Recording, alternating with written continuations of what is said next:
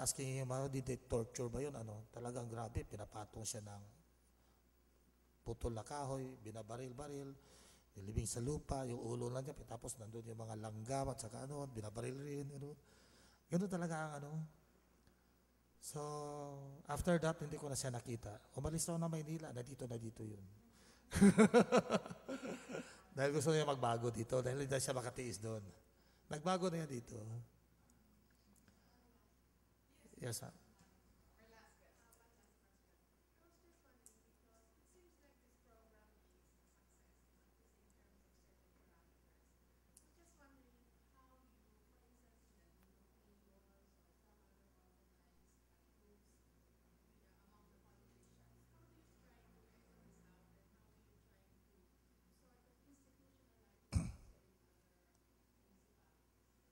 Actually, kaya naging one of the top 10 outstanding mayor po ako dahil nasi-share ko to during the National Congress of the Mayors.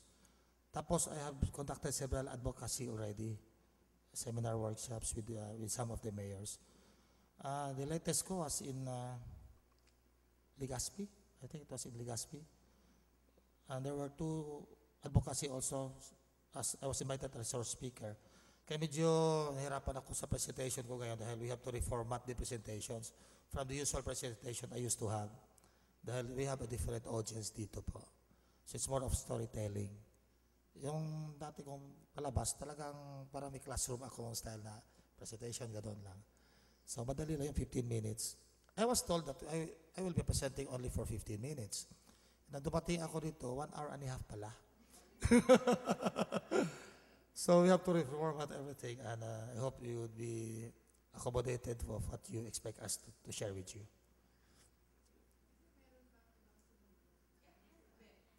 Marami naman po. In fact, there are still some invitations at saka maraming lakbay-aral sa bayan. Kaya lang I was telling PhilHealth to share one part of their marketing budget sa Bindoy dahil malaki na gastos na yung pumunta yung, siyempre, you have to spend for your visitors. Filipino hospitality, kahit nasabihin nila meron silang budget sa pagkain, prepare ka pa rin ng kaunti, di ba? Ganun.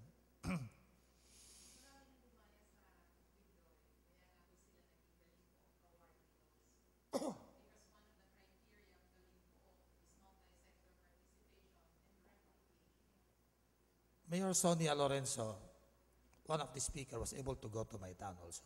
Sabi niya, na-replicate ko na rin to sa Nueva Ecija. And some of the mayors in Bindoy, some from Bohol, Iloilo, I was able to go there. 2 times ako sa Davao po, ma'am.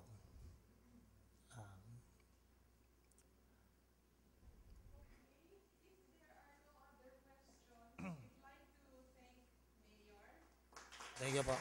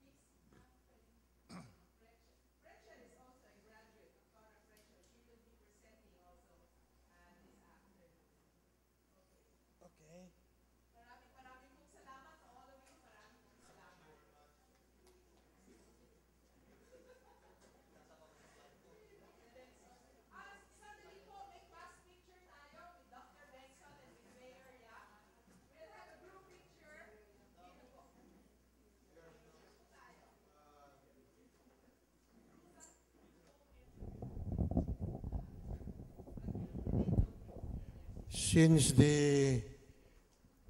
the mayor is in great demand and will not be with us at the closing plenary, di ba? I have to take my flight this afternoon. You are being called to the palace? I'm going home. You're going. We want to take this occasion to thank him for his generous participation and great contribution to the Congress. And allow me to give this to you, Mayor. It is what is called by neurologists as a memory hook. Because naturally, with the passage of time, things tend to fade. But as I told you in the plenary this morning, you are a marked man.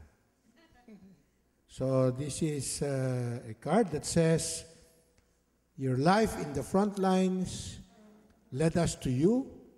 Your generosity of heart hooked you into the APS Congress. What a thrill to discover a kindred spirit like you in the enthralling task of building the nation. Ad Maiorem Dei Gloriam. On behalf of the university, maraming salamat. Let's give him a big hand. And let's have, they can stay there, and then maybe the photographer can be here. Danny, do you want them there or what?